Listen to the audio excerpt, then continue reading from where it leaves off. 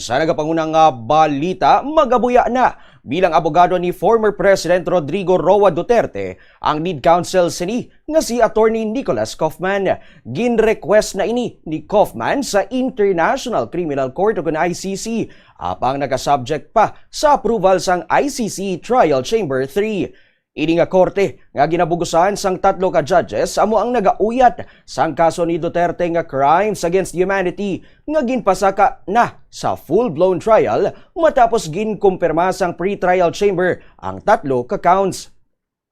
Base man sa dokumento nga ginpagwa sang ICC, nagsiling si Kaufman nga ginhambalan siya ni Duterte samtang nagbisita ini sa presohan nga nakadesisyon na ini nga magkuha sang lain nga abogado. Ginpahayag man ni Kaufman nga nagapati siya nga magapadayon gihapon nga maayo ang depensa ni Duterte pagi sa bag-o nga abogado sini kag sa mga nabilin nga miyembro sang defense team. Dugang paniya, sundo niya ang tanan nga layi na hanungod sa confidentiality sa mga record kung tugutan ang iya pagalin.